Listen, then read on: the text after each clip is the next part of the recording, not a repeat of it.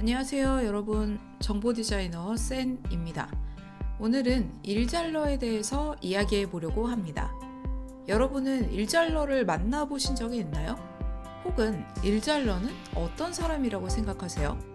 찾아보니 참 다양한 기준이 있더라고요. 대인관계가 좋은 사람도 있고, 기본 상식이 많은 사람, 새로운 툴을 잘 다루는 사람도 있고요. 그런데 저는 일잘러의 기준이 딱 정해져 있다고는 생각하지 않습니다. 나와 일하는 과정이 잘 맞는 사람이 일잘러 아닐까요? 당장 제 기준으로는 연락 잘 되는 담당자가 최고의 일잘러거든요. 결과적으로는 각자가 몸담고 있는 분야에서의 일잘러의 기준을 생각해 볼 필요가 있겠네요. 특히 오늘 영상에서는 그래프를 잘 그리는 일잘러를 생각해 보죠. 일잘러라면 그래프를 어떻게 잘 그릴까요? 우선 오늘의 데이터는 OECD 주요국의 시간당 노동 생산성을 가지고 왔고요.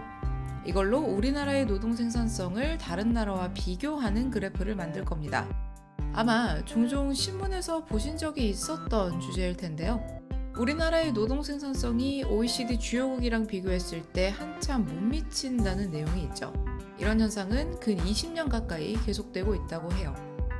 여기에서 국내에서도 소개된 데이터를 중심으로 지난 10년간의 노동 생산성 데이터를 가지고 왔고요. 노동 생산성을 어떻게 계산하냐면 한 국가에서 만들어진 모든 최종 상품과 서비스의 가치를 합하면 GDP라는 게 나오는데요. 이 GDP를 해당 기간의 모든 일한 사람이 나누면 한 사람당 벌어들인 돈이 나오겠죠. 전국의 근로자가 벌어들인 가치를 의미하는 거예요. 그리고 세계 기준으로 비교해야 되기 때문에 대부분 달러로 계산되고요. 그럼 이 데이터를 그래프로 만드는 일잘러의 작업 방법을 구경해 봅시다. 일잘러는 그래프를 그릴 때 단계별로 선택을 잘 하는데요. 우선은 그래프의 유형을 잘 선택해요. 대표적인 그래프 두 가지에서 선택해 보죠. 여러분들이라면 어떤 그래프 유형을 선택하시겠어요? 아니면 그래프 유형에 대해 생각해 본 적이 없으신가요? 실무에서 주로 만나는 그래프들이기 때문에 생각해 본 적 없다면 이 과정을 반드시 습관으로 넣길 바랍니다. 우선 첫 번째는 꺾은 선 그래프예요. 참고로 이 단계에서는 제목이나 부가적인 요소들은 크게 신경 쓸 필요 없습니다. 이 유형이 데이터를 잘 표현하는지만 생각해 보는 거죠. 그럼 그 다음엔 막대 그래프겠죠. 실무에서 쓰이는 두 가지 그래프니까요. 즉 실무에서 그래프 다루기 어렵다면 이 두 가지를 먼저 배우는 게 도움이 될 거라는 이야기죠. 영상에서는 두 가지를 동시에 보여주기 위해 엑셀의 차트 종류 변경 메뉴를 사용했습니다. 원본의 데이터가 지난 기간 동안의 변화를 나타내기 때문에 꺾은 선 그래프를 선택하고 다음으로 넘어갑시다. 만약 시간 개념 없이 특정 시점에서의 데이터 비교가 목적이었다면 막대 그래프가 더 나았을 겁니다. 두 번째입니다. 이번엔 그래프의 배경에 그려져 있는 격자선을 디자인해 보겠습니다. 웬만한 프로그램에서는 차트의 배경에 가로형의 격자선이 들어가 있기 때문에 이 부분의 편집이 필요한지 모르시는 분들이 많은데 일잘러의 그래프에서는 이 격자선도 편집의 한 요소입니다. 때로는 연도별이나 항목별로 데이터를 나눠야 해서 그리는 경우도 있어요. 엑셀에서는 눈금선을 가로 방향이나 세로 방향 모두 넣을 수 있거든요. 세로 방향으로 넣으면 지금 그래프에서 보이는 연도별 구분이 가능합니다. 지금 상황에서는 세로 방향의 격자선을 선택하도록 하죠. 세 번째로 넘어갑니다. 범례라고 하는데요. 그래프에서 각 요소들이 어떤 계열을 뜻하는지 알려주는 가이드예요. 이 작업을 하려면 그래프에 데이터를 추가하는 게 자연스러우니까 원본 데이터로 넘어갑니다. 엑셀의 데이터 선택 기능을 이용하면 쉽게 다른 나라의 시간당 노동 생산성을 추가할 수 있습니다.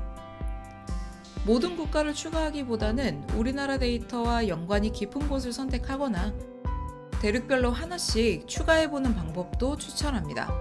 일잘러는 예시자료에서 약간의 융통성을 발휘해서 본인이 며칠 전 유튜브에서 봤던 이탈리아를 선택해봤어요. 물론 실무에서는 이런 경우 잘 없겠죠. 보통은 미국과 일본이 자주 선택되는 편이에요. 아무래도 우리나라와 연관이 깊은 나라들 위주로 선택합니다.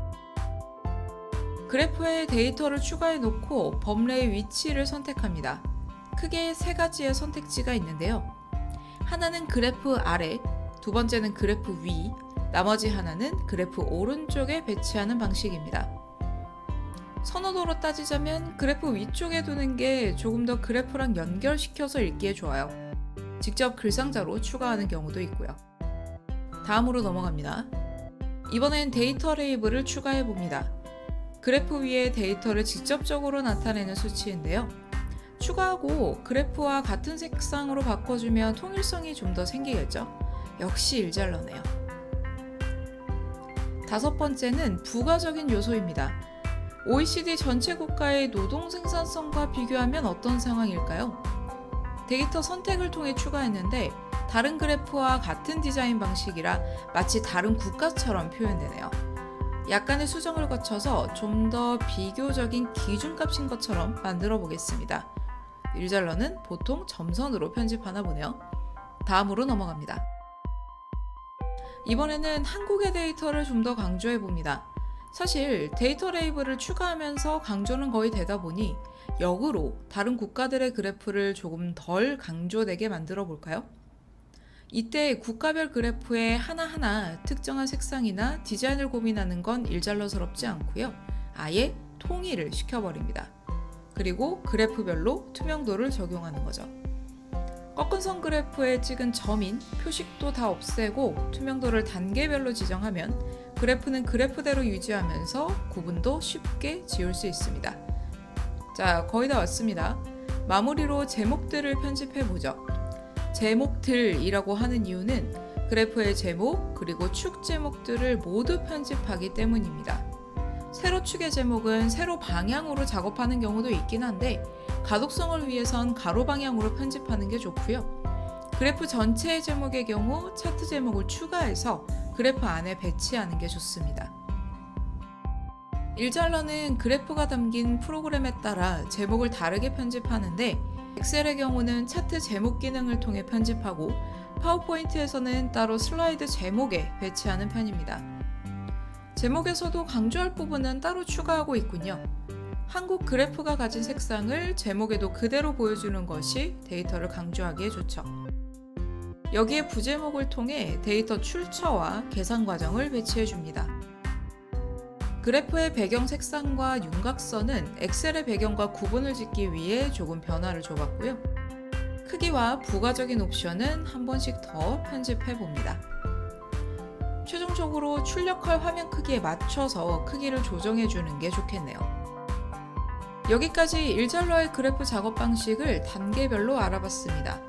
여러 가지 선택지 중에 여러분의 상사 혹은 클라이언트와 적절하게 소통하기 좋은 그래프의 디자인 방식을 선택하고 또 제공해 보세요. 기본형의 그래프에서 머무는 것보다는 훨씬 더 좋은 반응을 얻으실 수 있으실 거예요. 영상 시청해 주셔서 감사드립니다.